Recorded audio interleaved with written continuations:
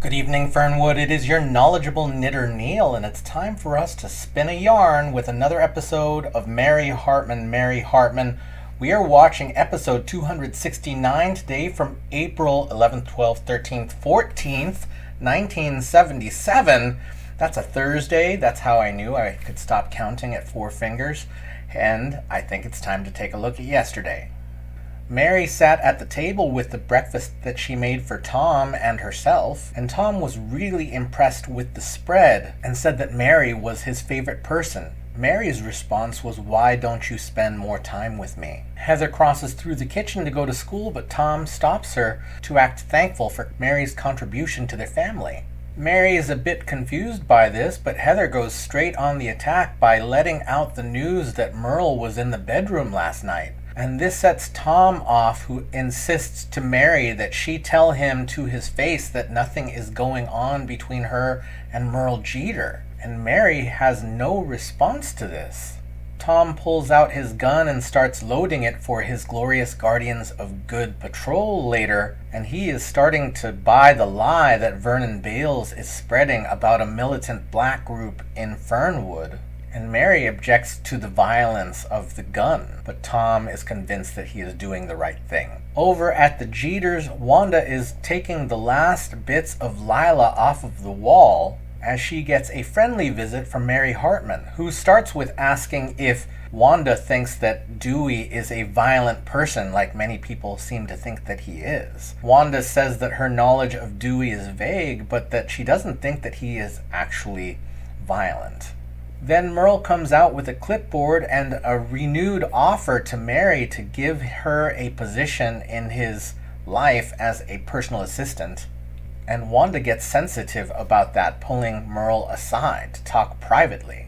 She wants to get at the root of what Merle's interest in Mary is. Then they head back into the other room with Mary, and while going through the position that Merle is offering, Wanda looks at the list and says that she is more qualified for most of the things on it. Then Mary leaves saying that she will consider the position, and Wanda tells Merle that he better think about what he is doing. The episode ends with the wake of Howie Freeze, who is strangled by Tex, who was disguised in blackface. Martha thinks that it should be a party, but Kathy doesn't feel the same way. The guests start arriving, and folks are generally not sure why this should be a happy occasion.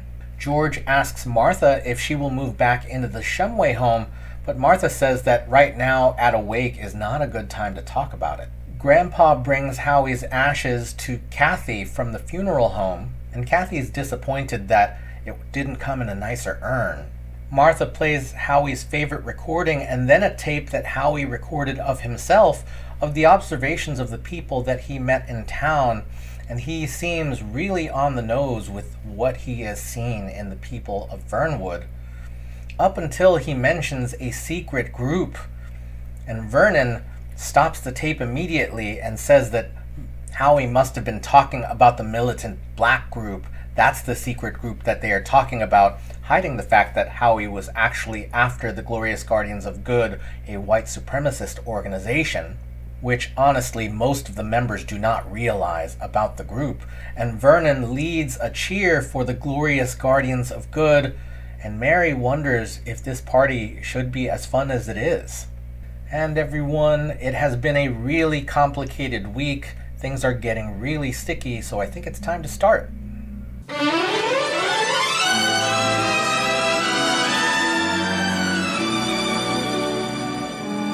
Mary Hartman! Mary Hartman!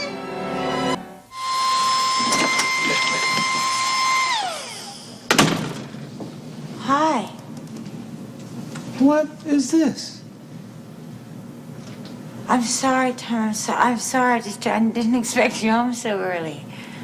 Well, I'm sorry. I'm in a rush. Listen, I got a GGG patrol duty tonight. So you got something for me to eat, huh? Oh, yeah, I can in about, 45 minutes or anything. I can take some hamburgers out and, thaw them. Or, I can just throw No, them Mary, that's frozen. too late. I'm telling you, that's too late. I'll grab something over the Haggers when I pick up Charlie, okay? Well, I could make you a grilled cheese sandwich. Would you want No, that? I don't want... Listen, do me a favor, will you? Will you hand me a clean shirt from the bedroom, huh? Okay, please? Huh? There are none, Tom. I mean, they were all hanging here. Listen here, why don't you just put one of these on here? Here. Yeah, okay.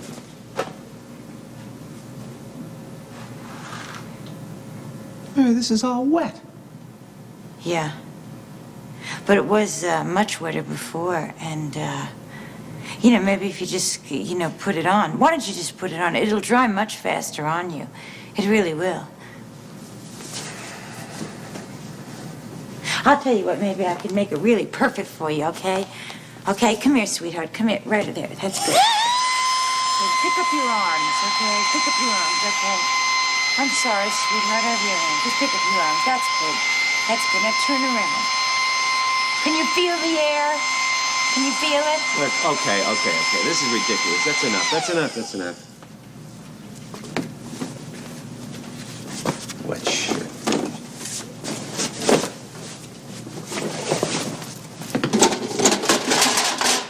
Tom. Oh, Tom. Now, the important thing is to keep it up. Up. And to keep it warm, because bear trap bites should be kept very warm. Kathy, there is no need to be so close to him. The nurses I worked with never used that technique. Or not that I saw. And they were professional healers, too. Here, read this magazine to him while I go down for the mail. Would you like for me to go to the corner and get you anything like oranges or milk? No, thanks, Miss Shumway. It's fine. It's fine, really. I'm sorry about Mom. I'll get you some bourbon. Hey, yeah. Why are you sorry? Well, it would be nice if we could be alone, you know? Maybe she'll go back to Dad soon. Hey, listen. I really like your mom. It's nice, you know.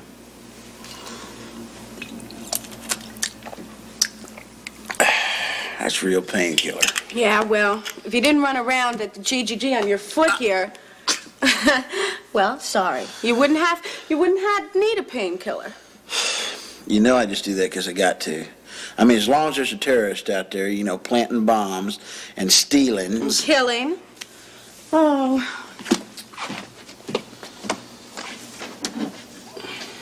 Poor Howie. Poor Howie. He thought the GGG was trying to kill him. Instead, they were trying to avenge his murder. Poor guy.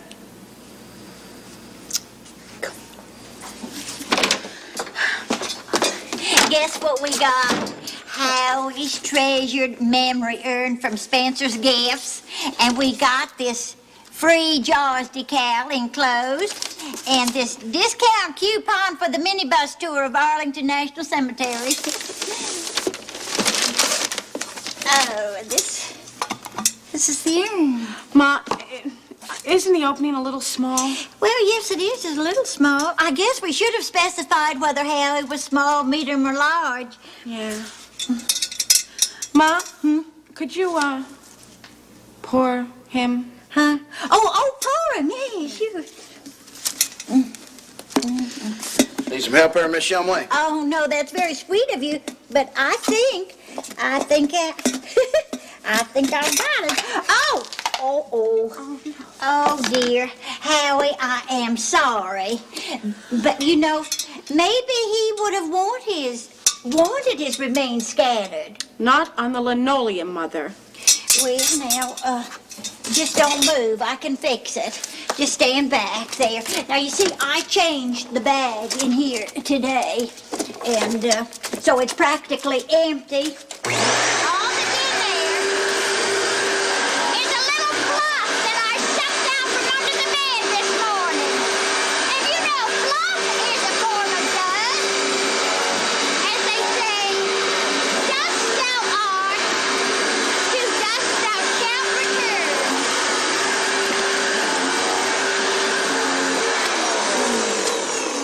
Yes.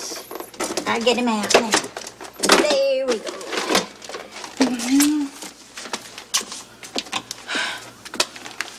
Ma? When did you say say Daddy would have learned his lesson and you might be going back there? Oh, don't you worry, Kathy. I wouldn't leave you now, not with Mac needing the nursing and you having lost your last suitor. Look, I think Howie would have liked that, don't you?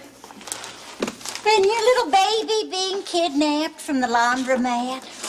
Why, I wouldn't dream of leaving you at this time. Besides, you young people make me feel so much at home.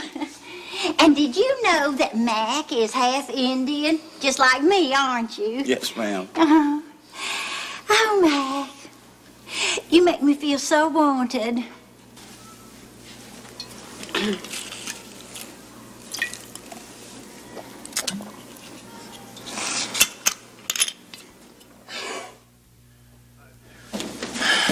Mary. Mrs. Hartman, I'd like to have a little word with you. Right now, Mr. Bales, Mrs. Hartman is talking with me. Dewey, I beg your pardon. I think right now is the time for you and me to have a few words. Oh, really? Well, we'll go over it in the morning. Now, Mr. Bales, we go over it right now.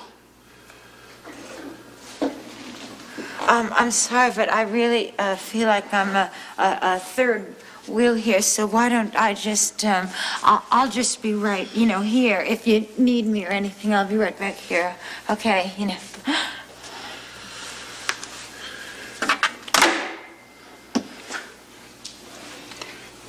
Look, I know what you're up to. I know what you're up to. And I'm not gonna beat around the bushes. I know I'm being set up for a fall. But I've ignored all your phony little evidence you've been planting on me.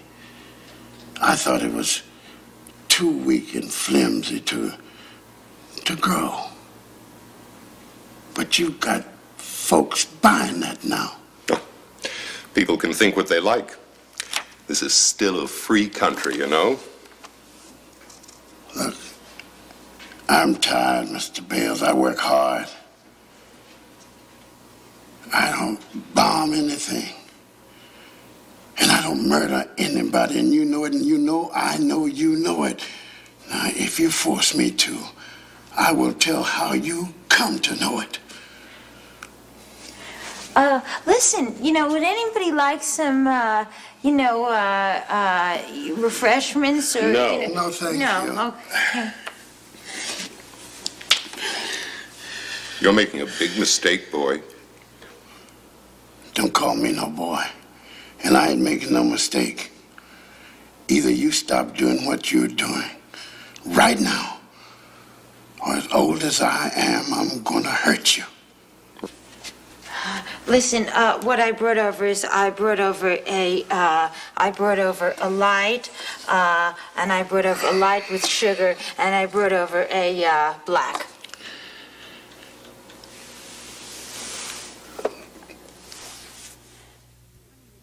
Now, let me recap this, Dewey. You were collecting trash, right? And you came upon the murdered reporter's notes at the plant, and my diary was there. Isn't that the funniest thing? I didn't even realize it was missing. Yeah, well, I guess what better happen then is that we arrange a time when I can pick it up, okay? Yeah, fine. I'll be talking to you real soon. Okay, bye. Well, Merle, the diary is safe and sound. What do you mean? Who's that? Dewey? The janitor? Yeah. He has a diary? Yeah, but it's perfectly all right. Nothing to worry about. Oh, yeah. You probably can't even read. I don't know, Wanda. You better not socialize with him at all, though, because he's still pretty much of a hot potato, you know? Oh, yeah, I know that, but Okay. Relax. The important thing is that we're together again. Calm. You know, that is so amazing. Do you know that when I opened that door and put the key in the door, I was thinking, It's so nice to, be coming through the door, coming home again to a little wifey and not have to worry about being poisoned or blackmailed or someone else sleeping with you or anything. You know what I mean? I really feel like I'm back on top of the world again, Wanda. Good. Merle, honey, there's something I'd like to talk to you about. Why don't you just go over and make yourself all comfy and cozy? Okay. May I make you a martini? About 3 to 2? Yeah. Great.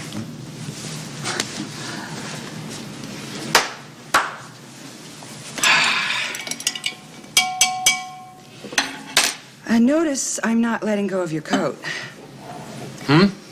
I said I'm not letting go of your coat. Oh, yeah, I did notice that. And as you may or may not recall, this coat just recently came back from the cleaners. Yeah, I missed it. Yeah. Well, the cleaners called today, and they returned something that they had forgotten to put back in your coat pocket. Little dry. What'd they return?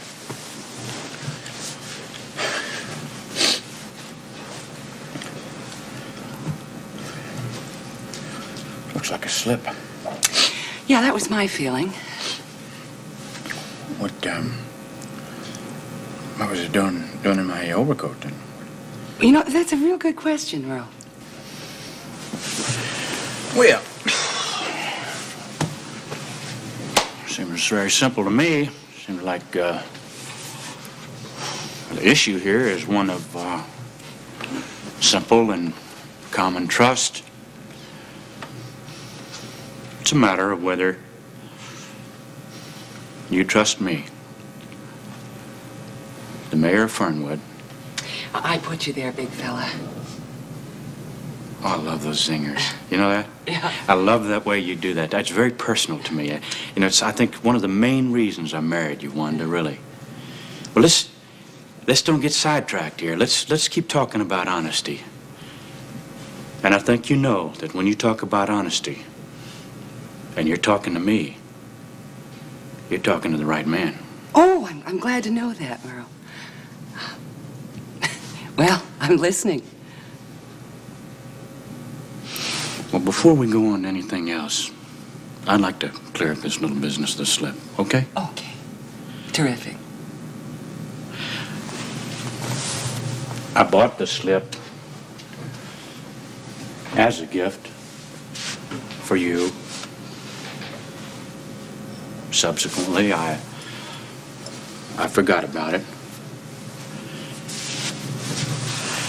And now you've spoiled the whole thing of the gift, my giving something to you. So to speak, you've taken all the fun out of it for me. However, the fact remains, Merle, that the slip is a size 5, and I happen to be an 11.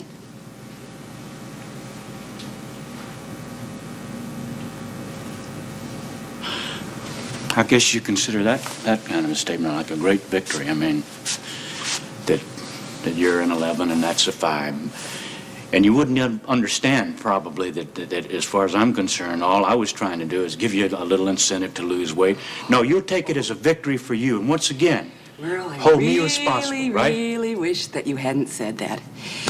What store did you buy it at?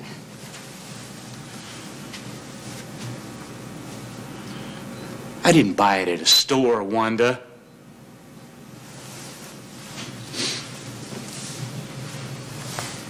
Bought it from a couple of them married gypsies that come through town a few weeks ago. Merle, I feel it only fair to tell you that the slip has the letters M-A-R-Y embroidered on it. Well, that's... If you'll look at that. That figure. You know, most of them gypsies are communists. You know that. Damn gypsies! Merle, do you really expect me to believe that the gypsy stole the slip from Mary Hartman and sold it to you? That's exactly what I expect you to believe. Is that too much to ask? You are not a nice person. Let's get that right out of the way, okay? In point of fact, you are hippopotamus droppings. You are the lowest, crummiest, gutter-crawling amoeba that it has ever been my misfortune. Wanda, hold up a minute there. Now, just stop it a minute. Merle, don't speak. Okay. I am leaving. But before I go, I would like you to take this slip and put it where it will do the most good.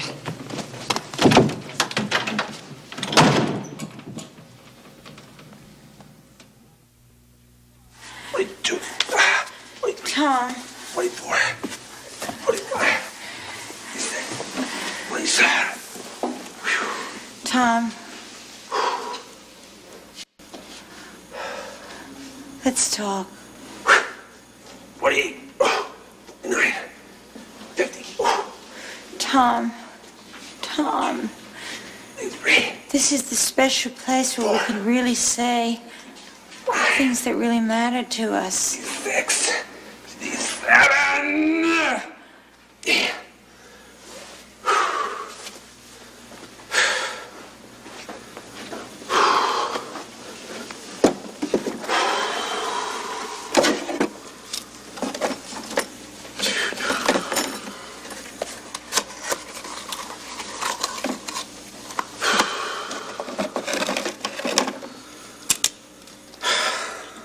I don't see how anything can be special here anyway, Mary.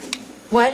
I said I don't see how anything can be special here in this bedroom, in our bedroom, huh? Especially when I know Merle was here last night. You had Merle in here last night, right?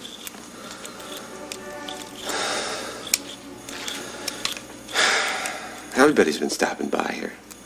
You got everybody stopping by here. I mean, like it was the colonels and the prices were down. You got the mayor here. You got the plant janitor. You're not still. Tom, you're not angry about Dewey being here, are you? Look, I don't even know the guy. I got nothing against him.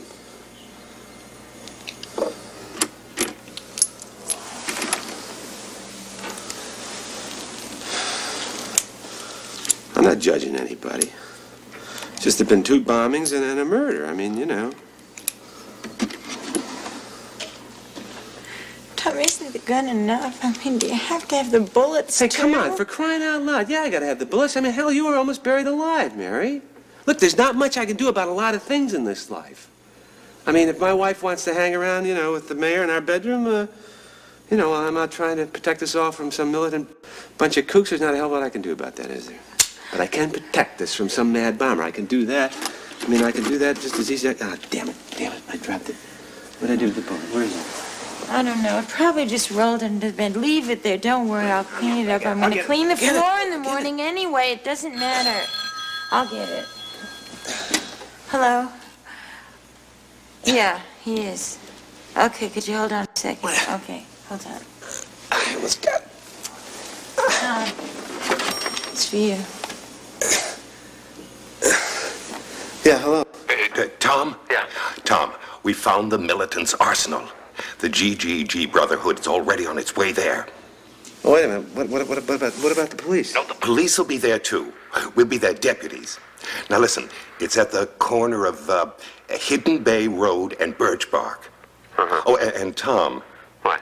Bring your gun. You might need it. Yeah, well, listen, Vernon, I'll try. I'll see what I can do about it. Mr. Hartman, we did more than try to rescue your wife. We came through. Good. Good, I knew I could count on you.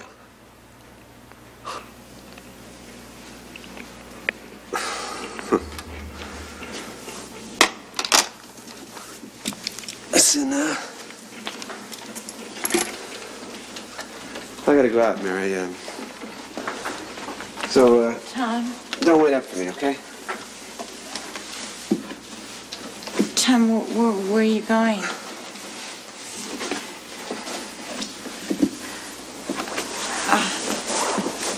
Tom, what happened? Tom, where are you taking your gun to? Hey, Mary, just look, do me a favor. Stay out of this, will you? Huh? This is the GGG. Now I got a responsibility to them, just like I got a responsibility to you. Please, just, could you hold me? Could you please just get into bed and hold me? Please, I promise. I'll never have a man in this bedroom again, ever. All right, listen to me for a minute, okay? I mean, we all got our jobs to do. I mean, you had to take the job at the plant, and I let you do that, right? Tom, please, come under the covers with me now. Come under the covers and hold me. Please, Tom, please hold me.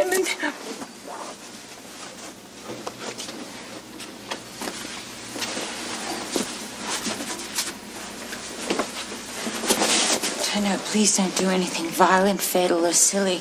Just to teach me a lesson, please. Please. Mary, listen to me. I'm not trying to teach you a lesson.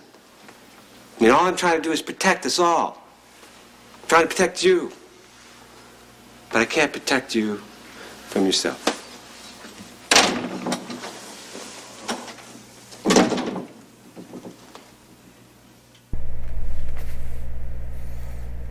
I am feeling dread. I think I understand what that feeling is now. And that's what I'm feeling. This episode starts in the kitchen with Mary and Tom. Tom comes home a little earlier than Mary expected, and she has been drying the laundry on laundry lines in the kitchen, which is unusual with a hair dryer. I guess the clothes dryer isn't working. And there's some tension because Mary wasn't expecting Tom to be there, and Tom is going out on patrol, and we know where these patrols have been leading, though we don't like to hear about it. And there is the tension just in general between Tom and Mary. Like last month, they were very affectionate to each other, and things have really shifted since the explosion. There was that dream sequence that I feel like Tom has completely forgotten.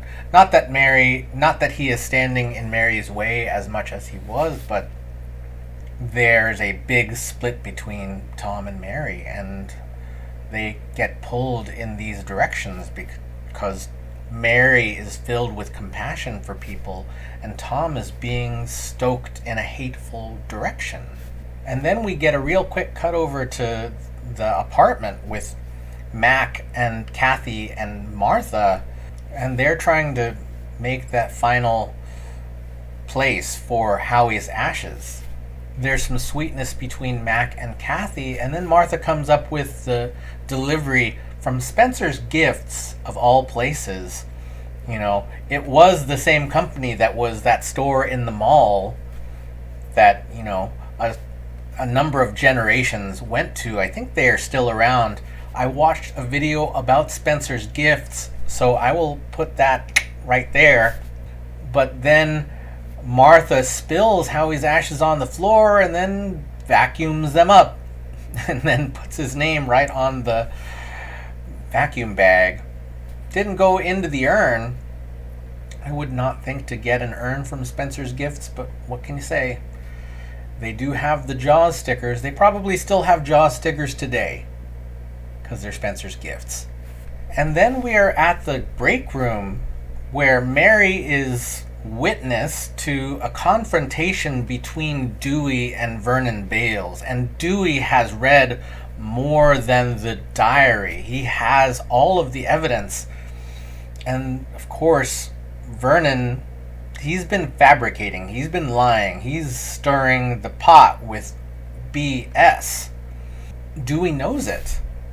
Except that he was willing to put up with it for a while until a number of people started to believe Vernon Bales. And unfortunately, Vernon is completely willing to murder Dewey. And not with his own hands, right? Because Vernon is the kind of person who lets other people do his work for him. But he definitely has that intent. It is a plan that has been spoken of on this show. Mary is a witness to it, though she has her back turned most of the time to give the two men their privacy.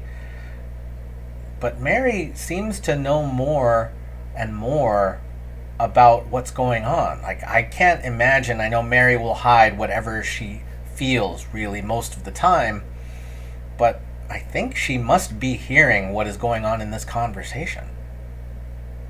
And this is the escalating, right? Because Dewey is saying, stop this, and we know that Vernon's position is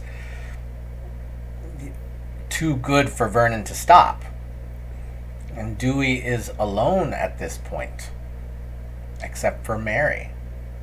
And then we see another Wanda and Merle scene where Wanda has again completely changed from the way she was months ago, with wanting Merle to sleep with whomever, and now again she feels like she owns Merle's sexuality. And I think that we're just going to assume that that's where she lives right now. Like, that's just what she wants. But their marriage wasn't built on that when they started, so I'm a bit confused.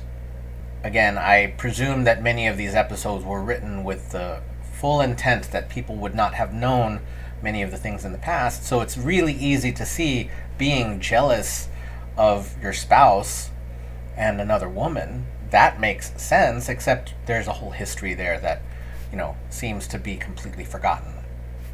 Wanda, however, lets Merle hang himself out to dry, and I don't know how Merle got this slip. I mean, it's pretty clearly Mary's slip. We haven't seen the word Mary written on her underwear, but it's pretty clearly hers. I don't know how he got it because we didn't see it happen, right? Like, it happened off screen somehow that he stole her slip, because she didn't give it to him, as far as my read of the character goes, at least. And if I am missing something, then let me know. But as far as I can tell, Mary would not have given that to him.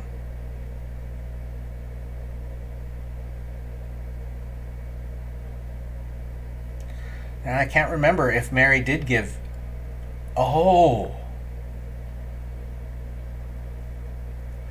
I am wrong. I remember now, there was a scene where Merle took a slip from Mary. I completely forgot that scene, that Mary gave the slip to Merle. That was something that he asked for one day. So it wasn't necessarily sexual.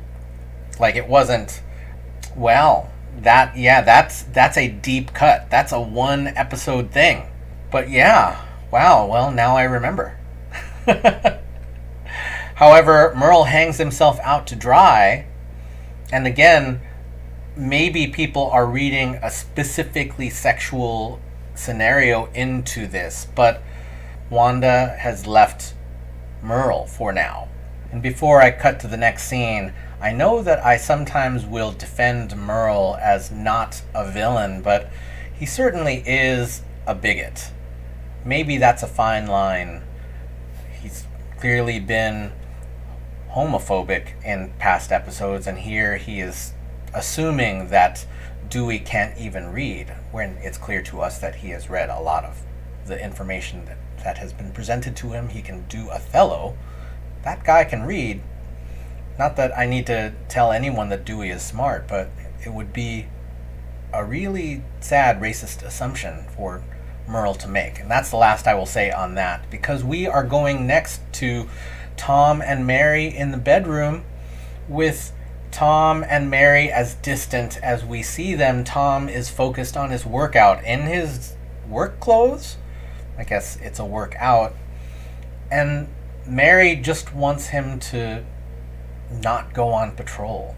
And as I said, Mary is compassionate and Tom is in fear, right? Because the groups of bigots will prey on your fear. Tom is putting the bullets away, right? How many times have we seen him loading the gun? This is the first time we've seen him taking the bullets out of the gun, except that one of the bullets drops to the floor. He gets stuck slightly under the bed, and then he gets a call from Vernon, and we know that Vernon is a liar. He specifically intends to kill Dewey. That is something that he has said. And we know that Tom is being driven to some kind of bigoted raid. And I don't mean driven in a car, right? Like, he's being urged to go to this thing. And apparently the rest of the GGG are there too.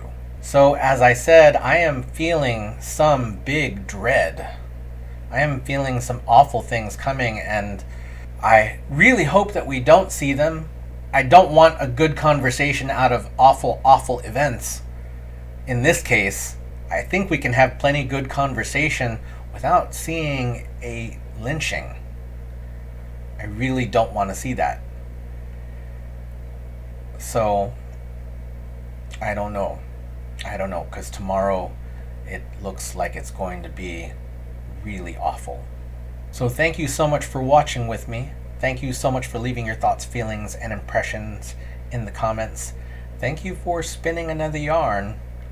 And we will see you tomorrow night in Fernwood.